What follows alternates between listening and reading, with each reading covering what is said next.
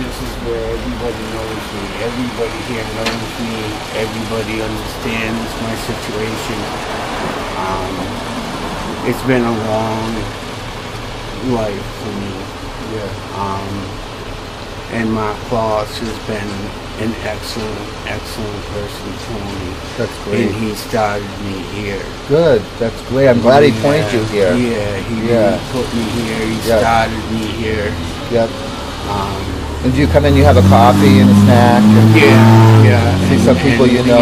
Feel safe here? Is the place you feel safe? Yeah, it's an excellent safe. Do you feel welcome here? Like people want you to come here?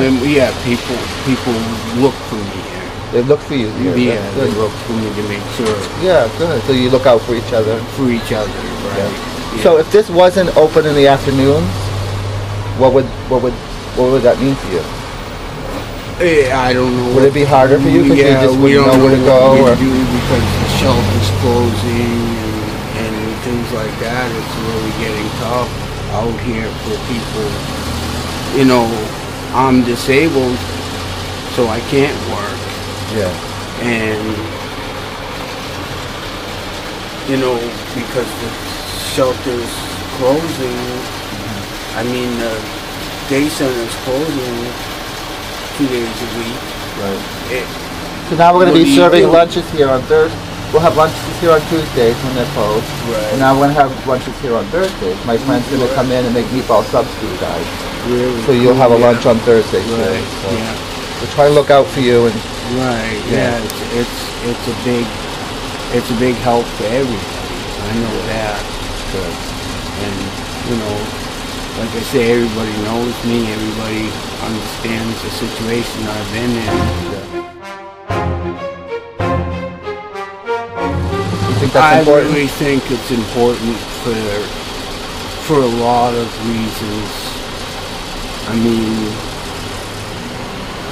just for a lot of reasons, yeah, there's a lot of, you see the stores being used all the time. You know, there should be some reason for them to understand that, you know, we're there for them too. Yeah. Do you feel any judgment from people that work here or serve here, or do you feel people accept you and just I feel accepted for everything, for anything. Good. That's great. That's what we want to hear. We want people to feel not judged, safe, welcomed, and wanted. Right, yeah. That's the idea. Yeah, there's a few that don't understand the situation, but you just try to help out when you can. Exactly. How did you get in a situation through your course of life where you ended up needing to get into shelters? And I've had a real tough situation in my whole life. I've had my fingers cut off. I've had this whole hand. How did that happen? In the snowblower accident, this hand has all been pinned together. I had my head beaten in on this side with 5 guys beating me for $5. And I got stabbed. It cut my throat twice, cut my spine up here, left me in a tree, 2 trees, with knives, and just left me sitting there. So when you're here in the afternoon, do you feel safe when you're here? I feel safe. Absolutely safe. Yeah. That's what we want. Yeah. We want it to be a place where you feel safe. Yeah. Off the streets. Yeah. Right now, I'm trying to get into. Somehow my checks got screwed up, and I'm trying to get that straightened out. So I'm staying at the shelter right now, which isn't the greatest, but it works. Somehow my checks got messed up. I don't know what happened, but it's part of life you have to deal with. I've been there. You've been through a lot. Yeah. You're a strong person. Yeah, I had You're this strong. whole, You're strong. had Because this, I forget which eye, the whole eye was ripped right out of my head. Ew. That's where I met Mark. Yeah, the whole eye was completely ripped out. It's been a long one. But that's when I got grace. Tomorrow at Give noon, me guys. grace. Tomorrow at noon. 12 o'clock tomorrow.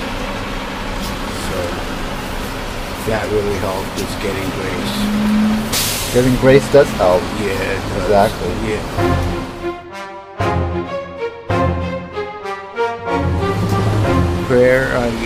Prayer is always on my mind. I always have prayer in my mind. I don't stop praying for anything. For everybody. I walk down the street. If I see somebody that needs help, I pray. That's what I do. And you have hope. You keep your hope going, right? You have. You have to have hope. I have to. If not, I've tried to commit suicide several times. Just because it's been such a tough life. But you just have to keep pushing. I lived in a tent for 3.5 years, lived in a tent. My wife died when she was 25. And that's when I just stayed in the tent. I didn't know what else to do. Started drinking. I'm down now. I was drinking 2 gallons of vodka a day. 2 full gallons, not half gallons, gallons. And now I'm down to 2 beers a day. Good for you. That's amazing. Yeah. See, that's God's grace helping you. Helping. Yeah, it's getting better. Yeah, it's getting good. I have a lot of help now. Good. And makes a difference. They don't want me to stop completely because I have seizures as it is anyway. Yeah. And if I stop completely, I'd really seize. Yeah. That's another important part of Hope New Hampshire. We want people not to feel judged. Right. Because where you're at is where you're at, you know what I mean? And we want to help you from where you're at. And we don't want people to feel like that they're looked down upon, or if they have an addiction or a struggle that they're not welcome. I don't like AA, but I use the church as my hope. That's great. I just don't like AA. I don't like the people there. I don't like AA is for some people, but it's not for everybody. So I'm glad you're plugged into a church. That's good. Right. Yeah. Get some support there. Yeah. As well. Yeah. Yeah. I got a. I don't know if you mind. I wrote a poem for Will. You know Will. I do know Will. Can we hear the poem? Yeah. I just gave it to him. Can we continue inside now? Mm-hmm. I'm shaking. That's okay. 25 a day.